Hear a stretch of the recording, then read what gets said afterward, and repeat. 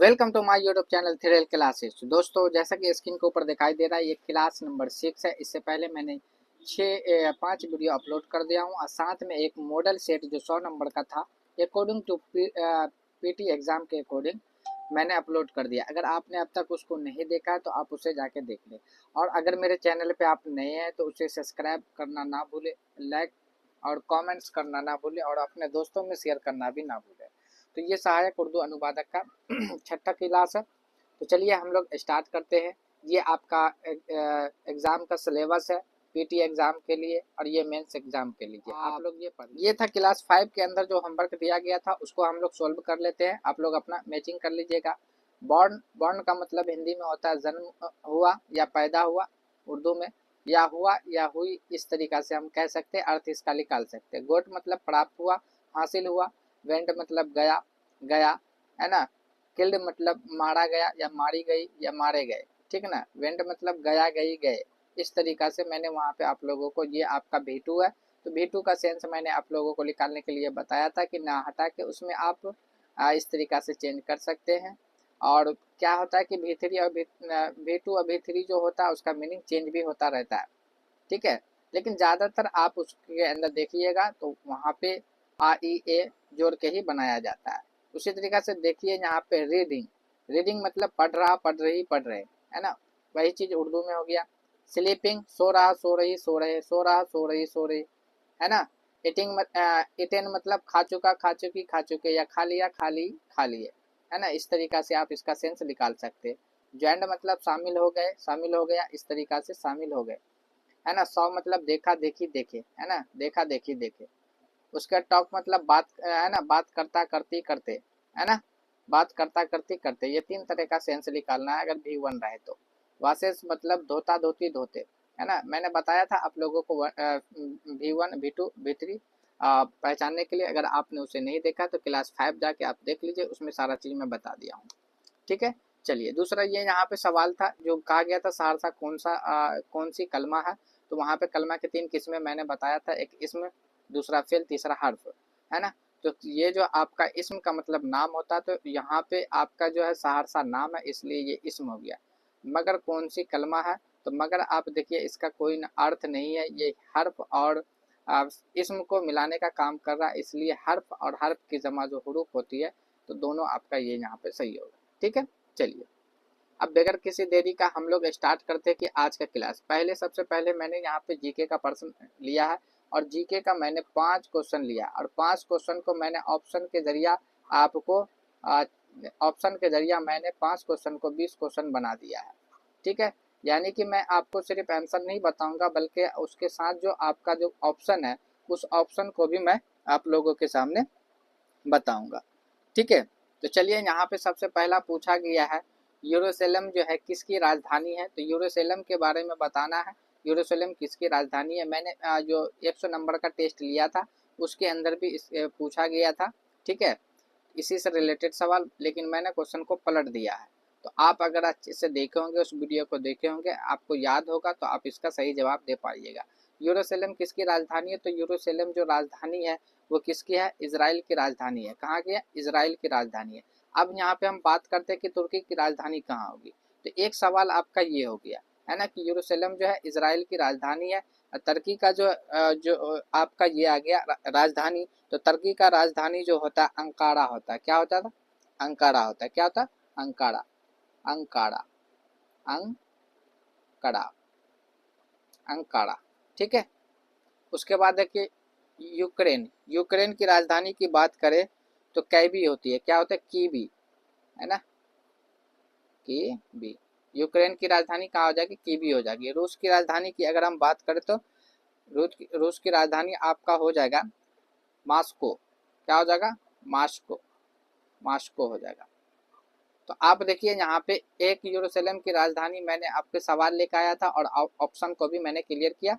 एक हो गया जाके ये, और दूसरा तुर्की हो गया 2 नंबर, 3 नंबर ये हो गया, है ना, और 4 नंबर आपका ये हो गया। तो एक सवाल से मैंने 4 नंबर सोल्व किया, इसलिए 5 जीके क्वेश्चन है और उसी 5 क्वेश्चन के अंदर मैंने 20 गो जीके क्वेश्चन सोल्व करवाऊंगा। आप लोग ध्यान से बने रहिए, ठीक है। तो ये था आपका यरूशलेम की राजधानी यरूशलेम किसकी राजधानी है? तो ये इजराइल की राजधानी है। पीटी एग्जाम के अंदर मैंने वहाँ पे पूछा था आप लोगों से इजराइल की राजधानी कहाँ है, तो यरूशलेम थी, तो उसी को कन्वर्ट कर दिया गया। ठीक है, चलिए आगे बढ़ते। दूसरे नंबर का अगर हम क्वेश्चन की बात यहाँ पे करें तो दूसरे नंबर की क्वेश्चन है कि जेल में से किस में 38 जिले होते हैं? तो 38 जिले किस में है? झारखंड के अंदर है या मगरबी बंगाल यानी पश्चिम बंगाल के अंदर है, या उत्तर प्रदेश के अंदर है, या बिहार के अंदर? तो इसका सही जवाब हो जाएगा कि 38 जिला जो है वो आपका बिहार के अंदर है। कहाँ है? बिहार के अंदर। ऑप्शन नंबर डी आपका सही जवाब हो जाएगा। तो ये आपका एक सवाल हो गया। दूसरा है उत्तर प्रदेश। तो उत्तर प्रदेश में टोटल कितने जिले हैं? तो उत्तर प्रदेश में टोटल 75 जिले हैं। कितने जिले हैं? 75 जिले हैं। मगरबी बंगाल की अगर हम बात करें तो यहाँ पे 23 जिले हैं। कितने जिले हैं? 23 जिले हैं। और झारखंड की अगर हम बात करें तो यहाँ पे 24 जिले। झारखंड में कितने जिले? 24 जिले, है ना। झारखंड में 24 जिले हो गया। अब मगरबी बंगाल के अंदर 23 जिले हैं। कितना जिले हैं? 23, यानी 23 जिले हैं। और यहाँ पे उत्तर प्रदेश में कितना है? 75, यानी 75 जिले हैं। बिहार के अंदर 38 जिले। तो ये देखिए 4 क्वेश्चन आपका सोल्व हो गया, यानी कि 2 सवाल से आपने 8 क्वेश्चन को मेमोराइज किया आपने। ठीक है, चलिए आगे बढ़ते हैं। हम यहाँ पे पूछा ये गया 3 नंबर में कि 22 मार्च, है ना, 22 मार्च को, है ना, कौन सा 22 मार्च को कौन सा यौम मनाया जाता है? तो 22 मार्च को कौन सा यौम मनाया जाता है? यौम ख्वातीन मनाया जाता है, ये यौम बिहार है, या आलमी यौम माहौलियात, या आलमी यौम सेहत है? इस चारों में से कौन सा ऑप्शन हो जाएगा? तो देखिए 22 मार्च को जो है ना यौम बिहार दिवस मनाया जाता है। कौन सा दिवस मनाया जाता है? बिहार दिवस मनाया जाता है। तो ऑप्शन नंबर आपका बी सही जवाब हो जाएगा। अब बात करते हैं यौम ख्वातीन का। तो ये 8 मार्च को मनाया जाता है। कितने मार्च को? 8 मार्च को मनाया जाता है। कितने? 8 मार्च को। तो ये आपका 8 मार्च को मनाया जाता है ख्वातीन दिवस, यानी महिला दिवस जो मनाया जाता है वो 8 को मनाया जाता है। ये यौम बिहार यानी बिहार दिवस आपको 22 मार्च को मनाया जाता है। आलमी यौम माहौलियात का मतलब होता है ये कि विश्व पर्यावरण दिवस। कौन सा? विश्व पर्यावरण दिवस। तो विश्व पर्यावरण दिवस जो मनाया जाता है ये आपका मनाया जाता है जाके विश्व पर्यावरण दिवस आप कहा जाता है 26 सितंबर को। कितने को? 26 सितंबर को मनाया जाता है। 26 सितंबर को मनाया जाता है विश्व पर्यावरण दिवस। विश्व पर्यावरण दिवस कब मनाया जाता है? आपका 26 सितंबर को। आलमी यौम सेहत यानी विश्व स्वास्थ्य दिवस जो ये मनाया जाता है ये 7 अप्रैल को मनाया जाता है। कब मनाया जाता है? 7 अप्रैल को मनाया जाता है। ठीक है, 7 अप्रैल को मनाया जाता है विश्व आपका स्वास्थ्य दिवस, है ना। स्वास्थ्य दिवस आपको 7 अप्रैल को मनाया जाता है, जिसको कहा जाता है उर्दू में आलमी यौम सेहत, और यानी कि विश्व पर्यावरण दिवस को कहा जाता है आलमी यौम माहौलियात। ठीक है, ये 26 सितंबर को मनाया जाता है। तो देखिए 3 सवाल से आपने 12 क्वेश्चन को सोल्व किया। चलिए आगे बढ़ते हैं क्वेश्चन नंबर 4 का। तो क्वेश्चन नंबर 4 में बोला गया कि बिहार में लोकसभा के कितने अरकान हैं? अरकान का मतलब एक तरीका से समझिए कि मेंबर आप समझ लीजिए, है ना, यानी कि आपकी संख्या समझ लीजिए, है ना। तो कितने अरकान हो गया जाके? अरकान है यानी संख्या है। लोकसभा की कितना है? लोकसभा की संख्या कितनी है बिहार के अंदर? तो लोकसभा के अंदर बिहार की जो आपका हो गया लोकसभा के अंदर टोटल कितना है? 40 है, या 243 है, या 75 है, या 16 है? तो इसका सही जवाब हो जाएगा 40 हो जाएगा। क्या हो जाएगा? 40। तो लोकसभा की संख्या जो है बिहार के अंदर 40 है। तो लोकसभा बिहार में लोकसभा के कितने अरकान हैं? तो 40 अरकान हैं। अब यहाँ पे हम बात कर लेते हैं कि 243 क्या है। तो 243 जो आपका ये असेंबली यानी कि एक तरीका से विधानसभा, कौन से हो गया? विधानसभा। ठीक है ना, क्या हो जाएगा? विधानसभा हो जाएगा। तो ये आपका क्या हो जाएगा? विधानसभा यानी कि आपका असेंबली।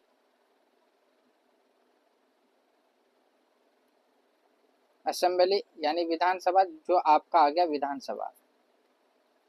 तो विधानसभा इतना है, और लोकसभा की तादाद कितनी है? तो 40 है विधानसभा की तादाद, यानी असेंबली की तादाद 243 है। अब यहाँ पे 75 आपका दिया हुआ, तो 75 आपका आ जाता है कानून साज काउंसिल। कानून साज काउंसिल का मतलब ये होता है विधान परिषद। क्या हो जाता है? विधान परिषद। इसको कहा जाता है कानून साज काउंसिल। ठीक है, कानून साज काउंसिल यानी कि आपका हो जाता है विधान परिषद। विधान परिषद। विधान परिषदों की संख्या जो है अरकान जो वो आपका 75 है। कितना है? 75 है। और आपका विधानसभा यानी असेंबली की तादाद जो है आपका कितना 243 है। लोकसभा की आपका हो गया जाके 40। ये जो 16 आपका ये राज्यसभा का है। राज्यसभा का है, क्या है? राज्यसभा का। राज्यसभा का आपका तो जो अरकान है ये आपका करना राज्यसभा का। ठीक है, तो राज्यसभा की तादाद टोटल कितनी अरकान है? तो 16 है। तो यहाँ पे आपको याद रखना राज्यसभा 16 है ना, लोकसभा 40, विधानसभा यानी असेंबली यानी 243 और कानून साज काउंसिल यानी विधान परिषद की तादाद जो है वो 75 है। ठीक है, चलिए आगे बढ़ते हैं हम लोग। यहाँ पे जीके का आखिरी क्वेश्चन है, क्वेश्चन नंबर 5 में बिहार में खिलाफत तहरीर कब शुरू हुआ था? खिलाफत तहरीर मतलब खिलाफत तहरीर को कहा जाता है आंदोलन को। इसको कहा जाता है आंदोलन को कहा जाता है। आंदोलन को कहा जाता है तहरीक, है ना। तहरीक किसको कहा जाता है? आंदोलन को। तो खिलाफत तहरीक कब हुआ था बिहार के अंदर? 1912 के अंदर हुआ था, 1936 के अंदर हुआ था, या 1919 के अंदर हुआ था, या 1920 के अंदर हुआ था? तो किसके अंदर हुआ था? तो ये आपका हुआ था ऑप्शन नंबर सी, 1919 के अंदर हुआ था। बिहार के अंदर खिलाफत तहरीक जो है 1919 के अंदर हुआ था। अब बात आता है कि ये 36 में क्या हुआ था? तो 36 में ये जो आपका था उड़ीसा जो था, उड़ीसा से आपका अलग हुआ था बिहार, है ना। बिहार का हो गया था अलग हो गया था उड़ीसा से। ठीक है, और ये आपका यहाँ पे से आ गया है ना, उड़ीसा से आपका क्या हो गया था? अलग हो गया था। और 1912 में आपका एक अलग प्रांत बना था, यानी कि प्रांत एक तरीका से समझिए कि इसका स्थापना जो कयाम जो हुआ था वो आपका 1912 में हुआ था।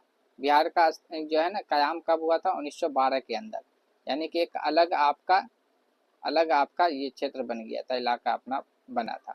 ठीक है, तो 1912 के अंदर क्या बना था? बिहार का आपका स्थापना हुआ था। और 1936 के अंदर बिहार जो झारखंड उड़ीसा जो है बिहार से अलग हो गया था। उसके बाद यहाँ पे 1919 में आपको पता चलिए गया कि खिलाफत तहरीक जो है यानी कि खिलाफत आंदोलन ये 1919 के अंदर हुआ था बिहार के अंदर। 1920 के अंदर जो आपका हुआ था अदम ताउन तहरीक का जो आता है ना, अदम अदम ताउन अदम ताउन तहरीक, अदम ताउन तहरीक कहा जाता असहयोग आंदोलन को। किसको कहा जाता? असहयोग आंदोलन को कहा जाता, आंदोलन को कहा जाता। असहयोग आंदोलन को क्या कहा जाता? अदम ताउन तहरीक, है ना। तो ये 1900 आपका 20 के अंदर हुआ था, वो बिहार के अंदर हुआ था। ठीक है, तो ये भी आपको याद रखना। तो ये था 20 क्वेश्चन, मतलब कि 5 क्वेश्चन था, 5 से मैंने चारों ऑप्शन को डील करके आपको बताया। यानी कि आपको मैंने 5 जीके का क्वेश्चन नहीं दिया बल्कि 20 जीके का क्वेश्चन दिया। ठीक है, और ये जो आपको एक्सप्लेन करके मैं यहाँ पे बता रहा हूँ, ऑप्शन को क्लियर करवा रहा हूँ। तो आप लोग ऑप्शन का जो डाटा है ना आप लोग अपने नोटबुक में लिख के रख ले, है ना। क्योंकि ऑप्शन वाला डाटा मैं आप लोगों को वहाँ पे मतलब कि पीपीटी के रूप में पीडीएफ के शक्ल में मैं देने वाला नहीं हूँ। तो इसलिए आप लोग इसको क्या करना है कि ऑप्शन को जब मैं डील करता हूँ तो आप लोग पहले एक बार वीडियो को देख ले, उसके बाद जाके आप लोग क्या करें उसको दूसरी बार देख के उसको नोट डाउन कर ले। ठीक है, नहीं तो मान लिया कि जिस तरीका से ये अभी पीपीटी बना हुआ है, यानी कि जिस तरीका से अभी मैं क्लास ले रहा हूँ, तो यहाँ पे जितना भी चीज़ लिखा हुआ नज़र आ रहा तो इसी शक्ल का हम वहाँ पे पीडीएफ डाल देंगे, तो शायद आप लोग वहाँ से पढ़ सकते हैं। कोशिश रहेगा कि ऐसा ही ठीक रहेगा कि हम वहाँ पे डाल देंगे। ठीक है, चलिए अब यहाँ से हम लोग आगे बढ़ते हैं। आगे जब यहाँ पे बढ़ते हैं तो हम ग्रुप का जिद क्या हो जाएगा, ये अलग क्वेश्चन आपका आ गया जाके। जिद अजदाद से क्वेश्चन है कि ग्रुप का जिद है ना क्या होगा। तो देखिए आपका यहाँ पे पता होना चाहिए कि जिद का जो आपका ये आपका जिद क्या है, एक वाहिद लफ्ज है। ठीक है, और इसकी जो जमा होती है ना, इसकी जमा को कहा जाता अजदाद कहा जाता। कई बार ये भी पूछा गया जिद की जमा क्या होगी, तो अजदाद याद रखना। और जिद को और भी दूसरे नाम से जाना जाता है, जैसे उल्टा के नाम से जाना जाता है। एक और नाम है जिसको कहा जाता है मुतजाद लफ्ज के नाम से जाना जाता है।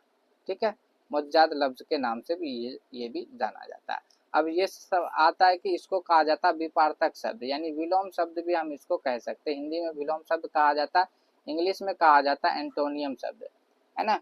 तो एंटोनियम शब्द अंग्रेजी में कहा जाता है और हिंदी में विलोम कहा जाता है। तो यहाँ पे ग्रुप का आपका जिद पूछा, तो ग्रुप का मतलब आपका ग्रुप का जिद क्या हो जाएगा, ग्रुप का आपका क्या हो जाएगा, तुलुब हो जाएगा। ठीक है, ग्रुप का मतलब एक तरीका से छुप जाना, है ना, और तुलुब का मतलब निकलना, है ना, यानी ग्रुप मतलब डूबना और तुलुब मतलब क्या होता है, निकलना, है ना। तो ये आपका सही जवाब हो जाएगा। अब ये है कि यहाँ पे जैसे महताब, तो महताब, यहाँ पे महताब चांद को कहा जाता है, तो हम वहाँ पे महताब का ले सकते हैं आफ्ताब, क्या लेंगे, आफ्ताब, आफ्ताब होगा। तो इसका उल्टा क्या हो जाएगा, आफ्ताब हो जाएगा। महताब चांद को कहा जाता है, आफ्ताब सूरज को कहा जाता है, इसलिए महताब का जो जिद हो जाएगा आपका आफ्ताब हो जाएगा। उसी तरीके से मगरिब, मगरिब का आपका क्या बन जाएगा, मशरिक बन जाएगा।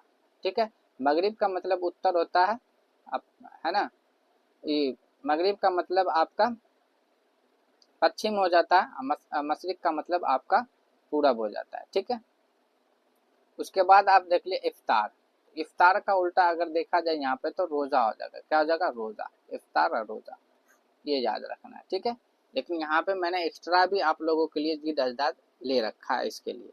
चलिए, अब यहाँ पे कुछ जिद अजदाद है उसको हम लोग पढ़ लेते हैं। जैसे आगाज, आगाज का जिद क्या हो जाएगा, मुज्जाद, देख लीजिए यहाँ पे लिखा हुआ है मुज्जाद, मुज्जाद, है ना। तो आगाज का अंजाम बनेगा, आका का बनेगा गुलाम, आजाद का गुलाम हो जाएगा, आका का भी गुलाम, आजाद का भी गुलाम। आग का क्या बनेगा, पानी, आगे का पीछे हो जाएगा, अव्वल का आखिर, है ना, अव्वल मतलब शुरू, आखिर का मतलब आखिर में, अंत में। इकरार मतलब इनकार, यानी इकरार मतलब कबूल कर लेना, इनकार मतलब मना कर देना। उजला का आपका मैला, अमीरी का गरीबी आपका हो जाएगा, अजल का मतलब होता अबद। ठीक है, ऊंच का नीच हो जाएगा, इंसान का हैवान बनेगा, इनाम का सजा हो जाएगा, है ना। आबाद का उल्टा वीरान हो जाएगा, आसान का उल्टा मुश्किल हो जाएगा, आज़ादी का उल्टा आपका गुलामी हो जाएगा, आज का उल्टा पास हो जाएगा, आबादी का वीराना हो जाएगा। ठीक है, इब्तिदा का आपका क्या बन जाएगा, इंतहा। ठीक है, उसके बाद अच्छा का बनेगा बुरा, अमीर का, है ना, गरीब बन जाएगा, आला का अदना, आला मतलब एक तरीका से बड़ा, अदना मतलब छोटा।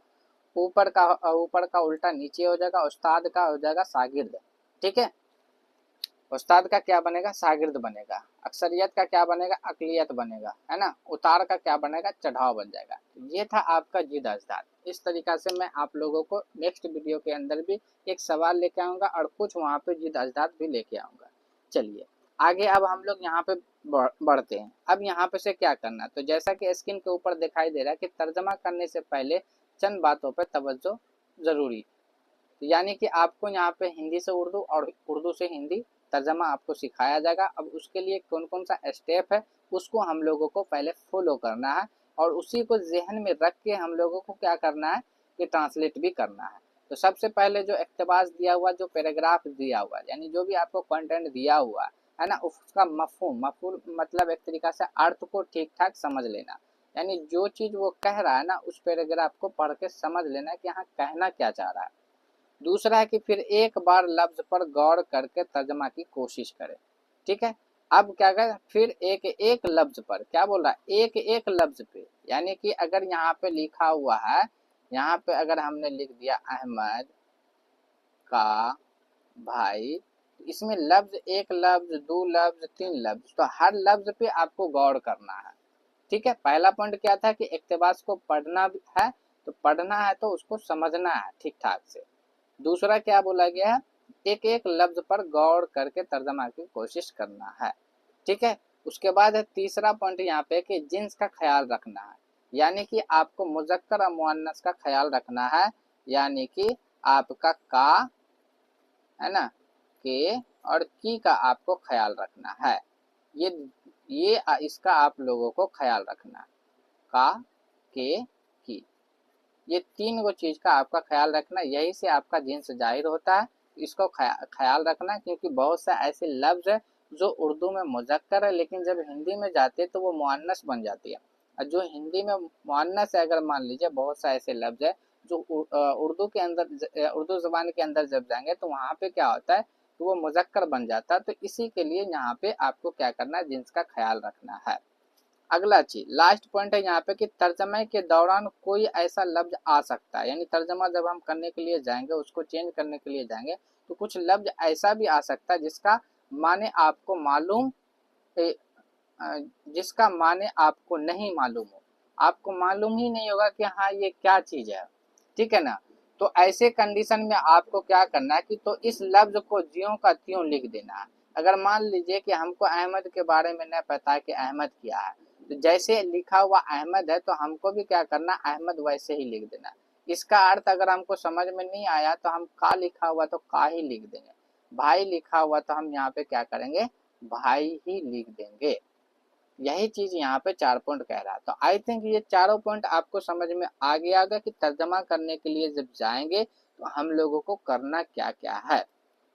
क्या कहा गया, पहला पॉइंट फिर से रिपीट कर दे, इक्तिबास का मफहूम ठीक ठीक समझना। दूसरा कि फिर एक एक लफ्ज पर गौर करके तर्जमे की कोशिश करना है, ठीक है। तीसरा पॉइंट है कि जिन्स का ख्याल भी रखना। चौथा है कि तर्जमे के दौरान कोई ऐसा लफ्ज आ सकता है जिसका माने आपको नहीं मालूम हो, तो इस लफ्ज को यानी उस लफ्ज को क्या करना है, जियो का त्यों लिख देना। यानी जैसे लफ्ज लिखा हुआ वैसे ही उर्दू जबान के अंदर चाहे हिंदी जबान के अंदर क्या करना है, लिख देना है। ये चारों पॉइंट समझ में आ गया। अब ये चारों पॉइंट जब हम समझ गए हैं तो अब यहाँ पे हम क्या करेंगे, अब यहाँ से चलिए चलते। तो सबसे पहले यहाँ पे लिखा हुआ है कि उर्दू से हिंदी, तो यहाँ पे उर्दू का कुछ 5 जुमले लिया गया। उस जुमले को हम लोगों को क्या करना है कि चेंज करना है, सबसे पहला यही काम है। तो अब यहाँ पे देखिए इकबाल लिखा हुआ है, तो हमको क्या करना है, इकबाल लिखा हुआ तो पहला लफ्ज है, तो हम भी यहाँ पे क्या करेंगे, इकबाल लिखेंगे, है ना, इकबाल लिख दिए। दूसरा है कि के, है ना, तो यहाँ पे के बुजुर्ग, है ना, तो यहाँ पे के ही हो गया, के बुजुर्ग, बुजुर्ग आपका मुजक्कर ही है इसलिए वहां पे आ गया, है ना। तो बुजुर्ग के लिए आप बुजुर्ग ही आप इस्तेमाल कर लीजिए, बुजुर्ग, है ना,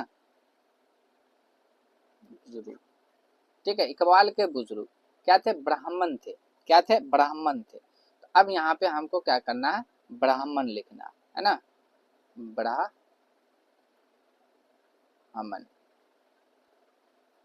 थे का अंग्रेजी थे ही रह गया। ये आपका बन गया, इकबाल के बुजुर्ग क्या थे, ब्राह्मण थे, इकबाल के बुजुर्ग ब्राह्मण थे। तो हर लफ्ज को हम क्या कर दिए, जैसे था वैसे ही लिख दिया। और देखिए, और, है ना, कश्मीर इनका वतन था, कश्मीर इनका क्या था, कश्मीर इनका क्या था, वतन था। तो यहाँ पे बोला हुआ और, तो हम भी लिखेंगे यहाँ पे और, है ना, कश्मीर, कश्मीर, है ना, इनका वतन था। तो इनके वतन यानी वतन को एक तरीका से हम बोल सकते हैं, वतन के लिए सबसे अच्छा लफ्ज इस्तेमाल कर सकते हैं मातृभूमि, है ना। और कश्मीर इनका, तो पहले है इनका, तो हम लिखेंगे इनका, है ना, वतन के लिए लिख देंगे यहाँ पे मातृभूमि, क्या लिख देंगे, मातृभूमि, मातृभूमि, ठीक है। तो मातृभूमि था, है ना। और कश्मीर उनका क्या था, मातृभूमि था, यानी कि कश्मीर उनका वतन था। उसके बाद देखिए कबूल इस्लाम, है ना, तो कबूल इस्लाम यानी कि इस्लाम कबूल, है ना, इस्लाम एक तरीका से कबूल इस्लाम, है ना। तो हम कह सकते हैं कि इस्लाम धर्म,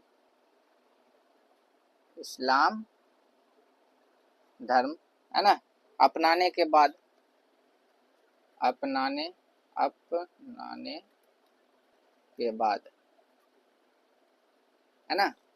तो इस कबूल इस्लाम के बाद, तो इस्लाम धर्म अपनाने के बाद, है ना, इनका खानदान, तो इनका परिवार, इनका परिवार, खानदान किसको कहा जाता है, परिवार, इनका परिवार, है ना, तुर्क वतन, तर्क वतन करके, क्या करके, तर्क वतन करके, है ना, यानी कि एक तरीका से इसको छोड़कर चला गया ना, इनका परिवार कहाँ चला गया, तर्क वतन करके ना, परिवार वतन से तर्क वतन करके, है ना, वतन से, वतन मतलब मुल्क छोड़कर, है ना, वतन छोड़कर, और हिंदी है ना, तो हम यहाँ पे मातृभूमि लिख देते हैं ना, मातृभूमि, मातृभूमि, मातृ भूमि, है ना, मातृभूमि छोड़कर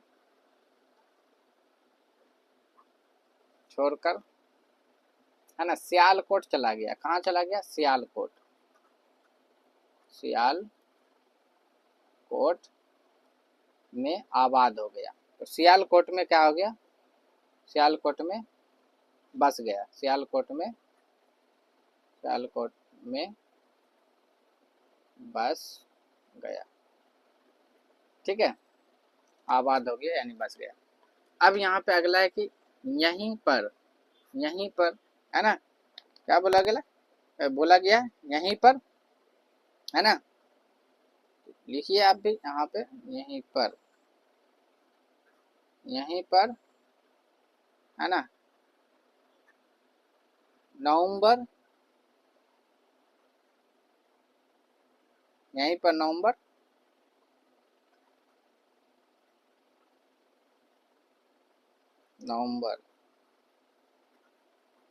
यहीं पर नवंबर, कितना नवंबर? अच्छा, यहीं पर नवंबर 1877 को, है ना, 1877 को मोहम्मद इकबाल, है ना, तो मोहम्मद इकबाल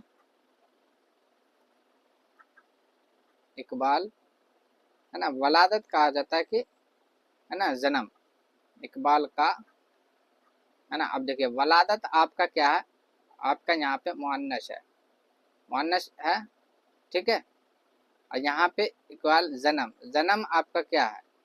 जन्म आपका मुज़क्कर है, तो इसलिए यहाँ पे की के जगह पे हमने का लगाया।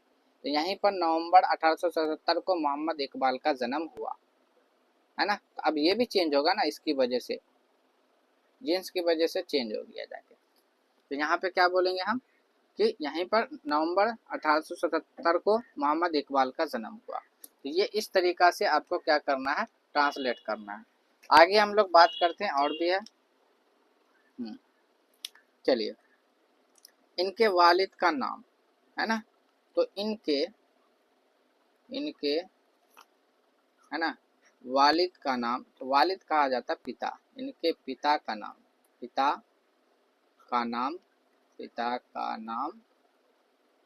है ना, शेख नूर मोहम्मद था। क्या था? शेख नूर मोहम्मद था। आगे, और माँ का नाम, यानी और माता का नाम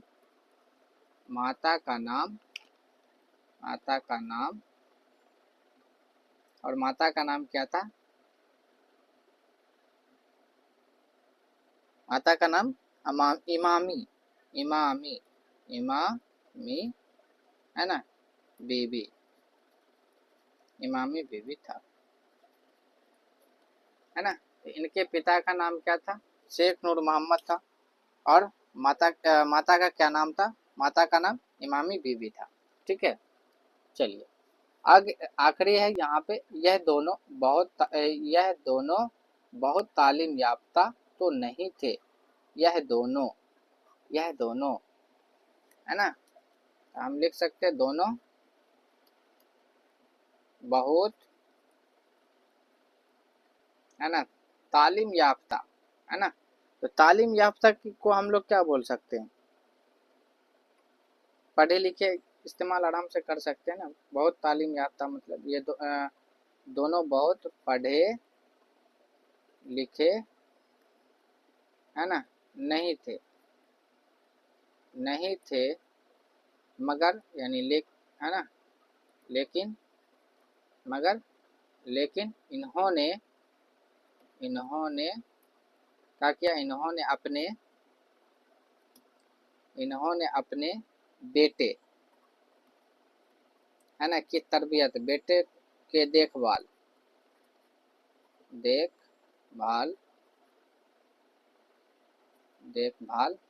पर बहुत क्या तवज्जो दी, ध्यान दिया। ध्यान, ध्यान, ध्यान दिया, है ना। आखिरी है कि घर का माहौल मजहबी था। घर का, घर का माहौल, है ना, घर का माहौल मतलब एक, हाँ, घर का माहौल, माहौल मजहबी। अब देखिए मजहब धर्म को कहा जाता है, मजहब मतलब धर्म, लेकिन मजहबी है तो हम कह सकते हैं धार्मिक, धार्मिक, धार्मिक था।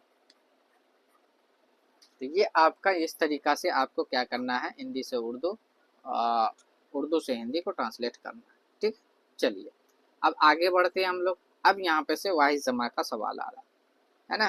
तो पहले हम लोगों ने क्या क्या क्या चीज़ देखा, आगे हम लोगों ने पहले देखा जीके देखा, है ना। पहले जो पहले देखा गया कि होमवर्क देखा गया, उसके बाद जीके देखा गया, फिर ये दर्जात देखा गया, फिर उसके बाद उर्दू से हिंदी देखा गया। अब हम लोग वाहिद जमा देख रहे हैं। तो वाहिद जमा में देखिए सुल्तान की जमा क्या होगी। ठीक है, सुल्तान की जमा क्या हो जाएगी, तो सुल्तान की जमा आपका क्या हो जाएगा, सुल्तान की जमा सलातीन हो जाएगा। ऑप्शन नंबर एक आपका सही जवाब हो जाएगा, है ना। औसाफ, ये आपका औसाफ जो होता है वो सफ की जमा होता है ना, ये आपका जमा है ना, ये सफ, ये आपका वाहिद हो गया। उसके बाद अस्काल, ये आपका वाहिद, सॉरी जमा है, ये आपका क्या है, वाहिद है। वाहिद क्या है, अस्काल का क्या हो जाएगा, शकल की जमा होती है अस्काल, शकल की जमा अस्काल। अय्याम, तो ये आपका वाहिद है, जमा है। वाहिद की अगर बात करें तो ये यौम होता है, यौम मतलब दिन यानी दिवस को कहा जाता है। ठीक है, चारों ऑप्शन क्लियर हो गया। अब हम लोग चलते थोड़ा सा वाहिद जमा। ये देखिए वाहिद दूसरी तरफ जमा है, यानी अफक की जमा आफाक, है ना। उम्मत की जमा उमम, असगर की जमा असागर, है ना। इफ्तिखार की जमा इफ्तिखारात, अब की जमा आब, अजल की जमा आजाल, है ना। अस्तफसार की जमा अस्तफसरात, ठीक है। अव्वल की जमा अवाखिल, आफत की जमा आफात, इस्म की जमा इस्मा, अकबर की जमा अकाबी, अख्तियार की जमा अख्तियारात, अदब की जमा आदाब, इक्तिसाब की जमा इक्तिसाबात, है ना। इत्तफाक की जमा इत्तफाकात, है ना। आखिर की जमा अवाखिर, है ना। अमर की जमा अमूर या, है ना, अवाम मर।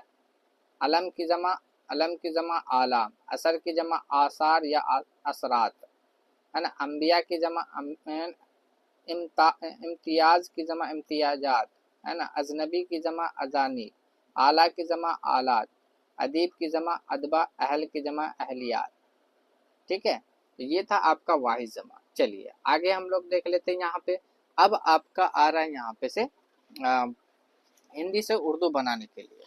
तो सेम वही करना है जो प्रोसेस वहाँ पे आप लोगों को बताया गया था उर्दू से हिंदी बताने के लिए, वही सेम प्रोसेस यहाँ पे भी करना है। पहले तो मफ़हूम को समझना है, दूसरा है कि आप उसको लिखने का प्रयास करें, तीसरा पॉइंट आपका था कि जिन्स का ख्याल रखना, चौथा पॉइंट यहाँ पे ये था कि जिसके बारे में लफ्ज़ आपको बहुत सा ऐसा मिलेगा जो आप उसके बारे में नहीं जानते, तो ऐसे लफ्ज़ को ज्यों का त्यों लिख देना, यानी जैसे लिखा हो वैसे ही आपको लिख देना। तो ये 4 पॉइंट बताया गया था। तो चलिए हम लोग स्टार्ट करते हैं यहाँ पे। तो सबसे पहले बोला गया है धर्म निरपेक्षता, है ना। तो धर्म निरपेक्षता को कहा जाता है सेकुलरिज्म। क्या कहा जाता है, सेकुलरिज्म कहा जाता है ना। तो हम इसको लिख लेते हैं सेकुलरिज्म। ठीक है, सेकुलरिज्म। उसके बाद एक, तो हम भी लिख लिए एक, सेकुलरिज्म एक। जटिल, जटिल मतलब पेचीदा, पेचीदा, जटिल का मतलब पेचीदा। उसके बाद तथा और, है ना। गत्यात्मक, गत्यात्मक को कहा जाता है मतहरिक कहा जाता है। क्या कहा जाता है, मतहरिक कहा जाता है। मतहरिक अवधारणा यानी तसव्वुर को कहा जाता है, तसव्वुर, है ना। अवधारणा तसव्वुर है। ये आपका बनकर तैयार हो गया। अगला है यहाँ पे कि इस अवधारणा में, तो इसका हम भी लिख लिए। इस अवधारणा को क्या कहा जाता है, तसव्वुर कहा जाता है। ठीक है, तसव्वुर। उसके बाद का, तो का प्रयोग, प्रयोग कहा जाता है इस्तेमाल को,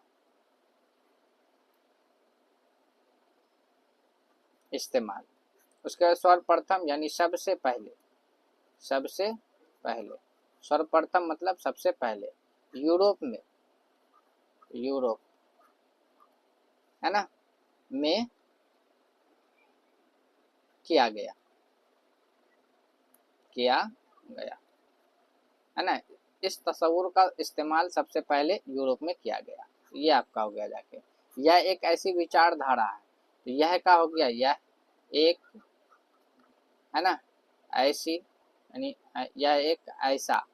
अब विचारधारा यहाँ पे एक ऐसी विचारधारा, लेकिन आप यहाँ पे जब विचारधारा का मतलब नजरिया, तो नजरिया आपका मुजक्कर है, तो ऐसी नहीं बल्कि ऐसा, है ना। यहाँ पे हमको करना पड़ेगा ऐसा, ऐसा नजरिया है, नजरिया है। देखिए विचारधारा आपका जो है ना, विचारधारा, ऐसी विचारधारा, तो ये विचारधारा आपका मुअन्नस है ना। लेकिन जब हम इसका उर्दू देखते हैं नजरिया, तो ये मुजक्कर है, इसलिए ऐसी की जगह पे हमने ऐसा इस्तेमाल किया है, यह एक ऐसा नजरिया है ना। चलिए आगे बढ़ते हैं हम लोग। जिसमें, तो जिसमें, है ना, धर्म, धर्म मतलब मजहब, मजहब, है ना, और मजहब, और मजहब से संबंधित यानी मुताल्लिक, मुताल्लिक विचारों, विचारों मतलब नजरियात, नजरियात, है ना, को जान बूझकर, है ना, रखा जाता है, बूझकर दूर रखा जाता है, दूर रखा जाता है।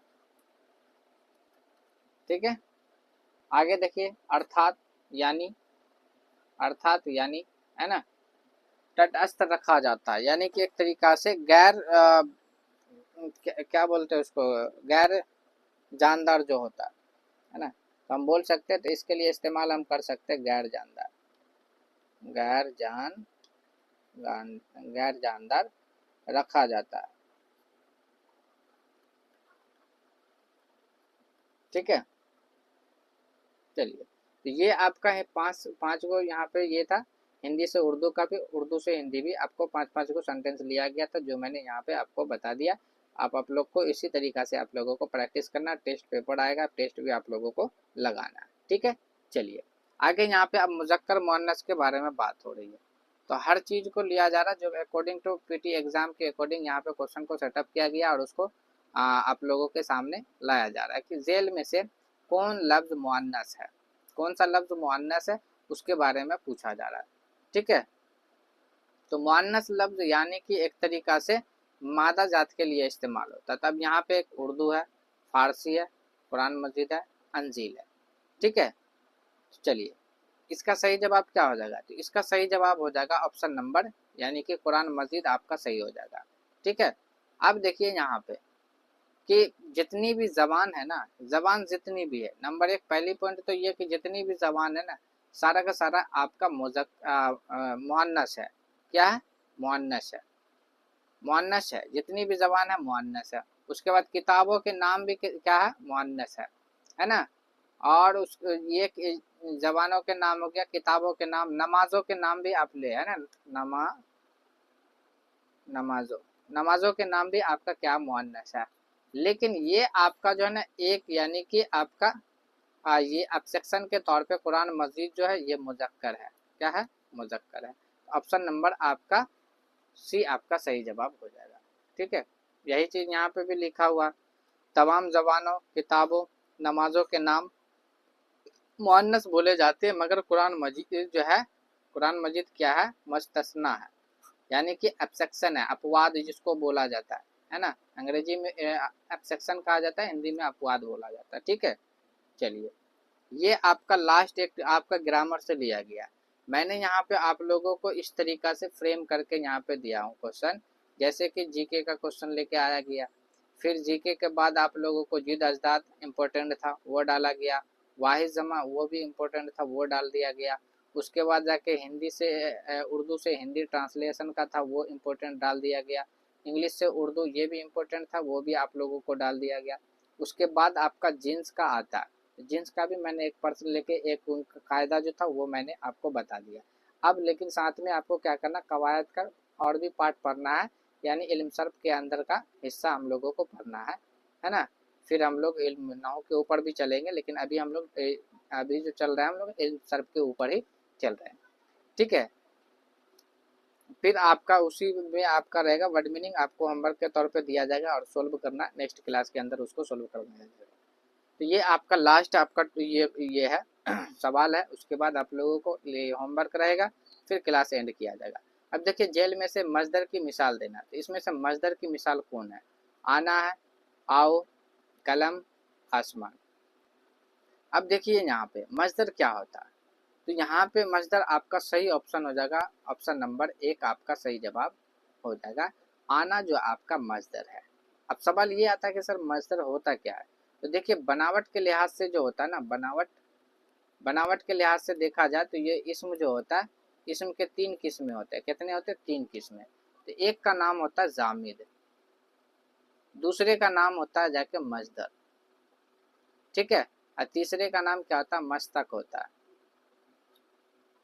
मस्तक होता है। तो ये 3 तरीका का। तो जामिद से हम रख सकते हैं जमा, है ना, यानी कि एक तरीका से फिक्स, है ना। और आसान तरीका ये है कि आप याद रखिएगा नाम, यानी कि इसम ही आपका क्या कहलाएगा? जामिद कहलाएगा। नंबर 1 मजदर क्या होता है? एक तरीका से आपको ये समझ लेना है कि ये काम होगा, है ना। और ये आपका क्या रहेगा? काम में आके जुट जाएगा। काम में आके क्या जुट सकता है? जैसे वट जुट गया, है ना, ई जुट गया, आ जुट गया, यानी अलीफ आके जुट गया, है ना, वो आके जुट गया। इसी तरीका से कुछ भी आके आपका जुट सकता है। जैसे यहाँ पे देखिए आओ, वो आके जुट गया, इसका मतलब है कि ये आपका मस्तक का मिसाल है, ठीक है। याद रखने का सबसे बेस्ट तरीका यहाँ पे है कि जामिद एक तरीका से, अब इसका डिफिनेशन की अगर बात करें तो जामिद वो कलमा होता है जो ना किसी कलमा से बनता ना उससे कोई कलमा बनाया जाता है। एग्जाम्पल के तौर पे अगर हमने यहाँ पे लिखा पटना, तो आप बताइए तो पटना किस किस लफ्ज से आप बनाए? किसी लफ्ज से नहीं बनाए। क्या पटना से हम कोई चीज़ बना सकते हैं? नहीं बना सकते। अगर हमने यहाँ पे लिखा कलम, कलम आप किस लफ्ज से बनाए? किसी से नहीं बनाए। क्या कलम से हम कोई चीज़ बना सकते हैं? नहीं। तो ये डिफिनेशन है, जामिद का डिफिनेशन यही है कि वो कलमा जो ना किसी इस कलमे से बना ना उससे कोई कलमा बनाया जा सकता, वो आपका जामिद होता है। मजदर का ये रहता है कि मजदर किसी कलमा से नहीं बना। जैसे हमने यहाँ पे कहा आना, तो क्या आना कोई चीज़ से बना है? नहीं बना। हमने कहा है यहाँ पे जाना, क्या ये बना है? नहीं बना है। तो ये चीज़ आपको कहा जाता है आना नहीं बना, जाना भी नहीं बना, है ना। हंसना, हंसना, हंसना, ठीक है। तो क्या हंसना ये किसी लफ्ज से बना है? नहीं बना। डिफिनेशन इसका क्या कह रहा है, गौर से सुनिएगा कि मजदर यानी कि वो इसम होता है जो ना किसी इसम से बनता लेकिन इससे दूसरा इसम बनाया जा सकता है, ठीक है। इससे दूसरा इसम बनाया जा सकता है। जैसे कि जाना है तो हम इसको बोलेंगे जाओ, जाए, है ना। इस तरीका से आना आओ, है ना, आए, है ना, आओ मत, है ना, रुकावट, है ना, रोकना। इस तरीका से हम यहाँ पे कह सकते हैं। अब ये आता है कि क्या इसमें हम मजदर हो गया। अब यहाँ पे क्या मस्तक क्या होता है कि मस्तक क्या होता है कि मजदर से जो आ, कलमा बनाया जाता है उसको हम लोग क्या कहते हैं? मस्तक कहते हैं। यानी वह कलमा जो मजदर से बनाया गया, मजदर से बनाया गया, इसी के अंदर हम यहाँ पे लाके कोई चीज़ जोड़ देते हैं, है ना। जैसे लिखना तो लिखावट, लिखाई, है ना। इस तरीका से, है ना, लफ्ज बनता है तो वो आपका मस्तक कहलाता है। तो आई थिंक आपको ये तीनों चीज़ समझ में आ गया होगा, ठीक है। चलिए आगे हम लोग अब बढ़ते हैं। यहाँ पे ये उसके बारे में दिया हुआ, आप लोग वहाँ पे से पढ़ लीजिएगा, ठीक है। चलिए ये आपका होमवर्क है क्लास नंबर 6 का। यहाँ पे आज जो ट्रांसलेट के अंदर जो चीज़ दिया गया था ना लफ्ज, उसी को यहाँ पे डाला गया। आप लोग इसको नोट डाउन करके आप लोग अपने नोटबुक में रखना है और इसको बनाना है, ठीक है। तो ये आपका आज का होमवर्क था। तो अगर आप मेरे चैनल पे नए हैं तो आप उसे सब्सक्राइब कर ले, शेयर कर ले, कमेंट्स करना ना भूले और लाइक भी करना ना भूले और अपने दोस्तों में शेयर करना ना भूले।